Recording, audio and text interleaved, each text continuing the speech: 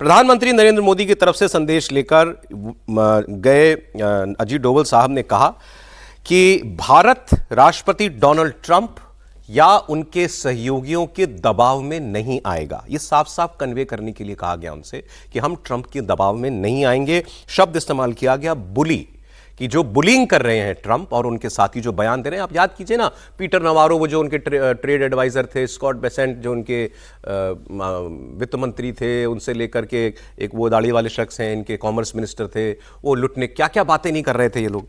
तो यहां से साफ संदेश भेज दिया गया अजीत डोभाल के द्वारा, हम आपके दबाव में नहीं आने वाले, आपकी बुलिंग में नहीं आने वाले। इतना ही नहीं, ये भी कह दिया गया कि भारत इस बात के लिए तैयार है कि राष्ट्रपति ट्रंप का कार्यकाल खत्म हो जाए, उसके बाद हम नए सिरे से आपके साथ संबंध बनाएंगे। We will wait out Donald Trump's term, हम इतना कर सकते हैं। अभी 3 साल बचे हैं ना इनके, तो ये कह दिया गया कि भाई 3 साल की बात है, ट्रंप 3 साल ही रहेंगे ना, इसके बाद तो उनको अगला टर्म मिलना नहीं है, तो 3 साल भारत निकाल लेगा। यह भी कहा गया मार्को रूबियो से कि हम इतिहास में भी बहुत सारे आपकी सरकारें ऐसे रही हैं जिनके साथ हमारे संबंध ठीक नहीं थे, तो हमारा कुछ बिगड़ नहीं गया, हम जहां हैं वहां हैं। आप अगर हमारे साथ ऐसा खराब व्यवहार करते हैं तो ठीक है, 3 साल की बात है, फिर आप चले जाओगे, फिर देखेंगे आगे। तो हम इसके लिए तैयार हैं, लेकिन हम चाहते हैं कि रिश्ते ठीक हो जाएं। ये उनसे कहा गया कि ये जो पब्लिक क्रिटिसिज्म बार बार ट्रंप कर रहे हैं, भारत का आलोचना कर रहे हैं, इसको बंद करना पड़ेगा उनको। ये वो देख लें कि वो भारत के साथ कैसे रिश्ते चाहते हैं। और उसके बाद ये बताया जा रहा है कि वॉशिंगटन को ये संदेश भारत ने दिया एक सदी हुई और सख्त टिप्पणी के द्वारा कि हम अमेरिका को एक लॉन्ग टर्म स्ट्रेटेजिक पार्टनर के तौर पर देखते हैं, आपको भी हमें ऐसा ही देखना चाहिए। और जो व्यवहार फिलहाल डोनाल्ड ट्रंप कर रहे हैं उससे दोनों देशों के रिश्ते खराब हो रहे हैं। और फिर कि हम तो 3 साल इंतजार करने के लिए तैयार हैं, लेकिन आप देख लें कि आप इन संबंधों को कितना और खराब करना चाहते हैं। और उसके बाद एक किस्म से एक नई रीथिंकिंग जो है अमेरिकी एडमिनिस्ट्रेशन में, ट्रंप एडमिनिस्ट्रेशन के अंदर जो है वो शुरू हुई कि नहीं ठीक है, अब भारत एक किस्म से अप्रोच भी कर रहा है कि रिश्ते ठीक करो, और साथ साथ हमको ये भी कह रहा है कि वरना हम 3 साल इंतजार करने के लिए तैयार हैं। इसने शायद एक रीसेट किया दोनों देशों के रिश्ते में, और जो तलखी थी फिर वो धीरे धीरे कम होना शुरू। उसके बाद आपको याद होगा डोनाल्ड ट्रंप के और प्रधानमंत्री के बीच फोन पर 2-3 बार बात भी हुई, उसमें बार बार तारीफें की डोनाल्ड ट्रंप ने, मेरे दोस्त हैं, बहुत रिस्पेक्टेड लीडर हैं, और अभी जो बातें उन्होंने ट्रेड डील के हवाले से की हैं, तो इसमें ये प्राइम मिनिस्टर ने जो भेजा हुआ था इनको, अजीत डोभाल को, वो मैसेज बहुत क्रूशल था।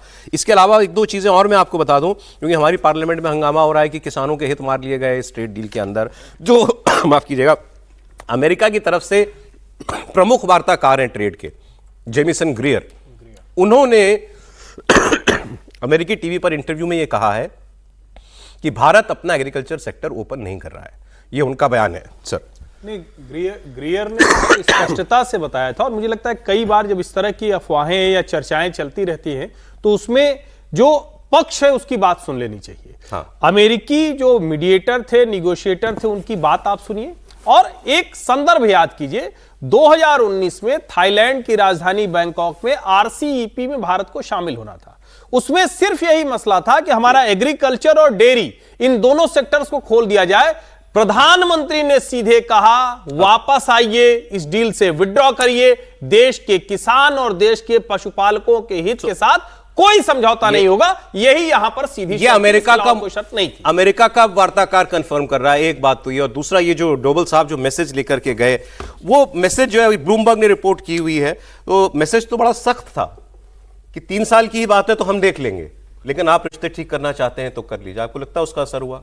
देखिए, बिल्कुल उसका असर हुआ। आपने देखा होगा कि ट्रंप के तरफ से कभी भी, जिस प्रकार से आपने देखा होगा कि फ्रांस के राष्ट्रपति के लिए ट्रंप ने टिप्पणी की, या ब्रिटेन के प्रधानमंत्री के लिए टिप्पणी की, कनाडा के प्रधानमंत्री के बारे में जो जिस प्रकार की टिप्पणी की, वो सभी राष्ट्राध्यक्षों के बारे में टिप्पणी की है, लेकिन 3 लोगों के बारे में वो अनावश्यक टिप्पणी से बचते रहे। एक तो पुतिन के बारे में कोई गलत टिप्पणी नहीं किया, दूसरा जिनपिंग के बारे में कभी गलत टिप्पणी नहीं किया, और तीसरा एक मोदी, नरेंद्र मोदी।